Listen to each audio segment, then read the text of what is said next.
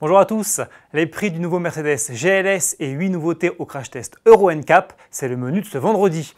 Avant cela, on part essayer la nouvelle Peugeot 208 dans sa version presque d'entrée de gamme.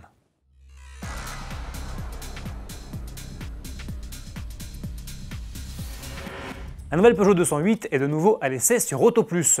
2 mois après avoir testé une version cœur de gamme Allure équipée du 1,2 litre PureTech essence de 100 chevaux, notre journaliste Cyril Biotto a découvert la citadine dans l'une de ses versions les plus abordables, c'est-à-dire avec le petit moteur essence 1 litre de PureTech de 75 chevaux et le deuxième niveau de finition active.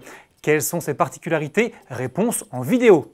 Sur cette finition active, par exemple, on a les crocs, les fameux crocs feu diurne à LED qui sont bien à LED, mais le bloc optique juste au-dessus comporte des ampoules classiques. À noter que sur la finition Like d'entrée de gamme, le croc est bien présent, mais il est noir, il n'est pas rétroéclairé. Et au contraire, sur les finitions supérieures, l'ensemble est 100% LED. Il y a d'autres différences, par exemple, les rétroviseurs sont déjà couleur carrosserie sur cette finition, alors que sur la Like, ils sont en plastique noir. Sur cette finition active, on a aussi des roues de 16 pouces, alors qu'elles sont de 15 pouces sur les finitions Like, et ça va jusqu'à 17 pouces sur les GT Line.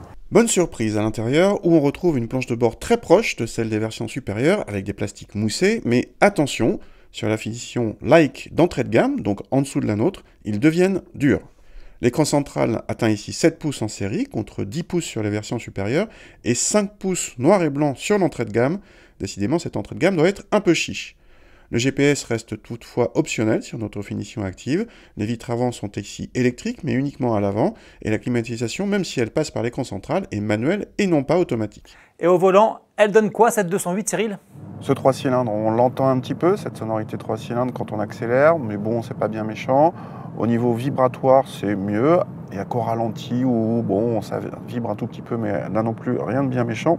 Pour la partie châssis, on avait jusqu'ici essayé que des versions 17 pouces, qui nous avaient paru un peu fermes, mais c'est pour une bonne cause, parce que la 208 est quand même très réussie sur le plan dynamique, très dynamique, très agile. Là, on a une version 16 pouces, on gagne un petit peu en confort, donc ça c'est plutôt bien, c'est un point positif. Et bonne surprise, on garde ce côté dynamique, il y a peu de mouvement de caisse, le roulis est bien contrôlé. Du coup, le compromis châssis dans cette version 16 pouces, donc cette version plutôt d'entrée de gamme, nous paraît même meilleur que les versions supérieures, grâce à un confort supérieur, et ça c'est plutôt marrant. Côté tarif, notre modèle d'essai est le deuxième moins cher de la gamme et s'affiche à 17 500 €, soit 2 000 € de plus que la 208 de base.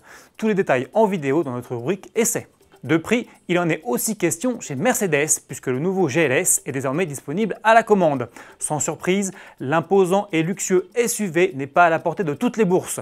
Il débute à 99 600 € dans sa version diesel 400D de 330 chevaux. En essence, la note grimpe même à 124 600 € avec le GLS 580 à hybridation légère fort de 489 chevaux. Boîte automatique à 9 rapports et transmission intégrale sont ici de série, comme la climatisation automatique 4 zones, les sièges avant chauffants ou encore l'aide active au stationnement. Pour terminer, petit détour par le centre Euro NCAP où 8 nouveautés viennent d'éprouver leur niveau de sécurité en passant la redoutable et redoutée épreuve des crash tests. 6 d'entre elles ont obtenu la note maximale de 5 étoiles, la Volkswagen Golf 8, le Nissan Juke, le Ford Puma, l'Audi Q8 et 2 modèles MG, le ZS EV et le HS. En revanche, le SUV électrique chinois Airways U5 et la nouvelle Volkswagen Up n'ont récolté que 3 étoiles. Le premier a montré quelques lacunes lors du test de l'impact latéral avec un poteau et dans la protection des usagers vulnérables de la route, tandis que la seconde a été pénalisée pour ne pas avoir de système de freinage autonome. Bon week-end à tous et à lundi!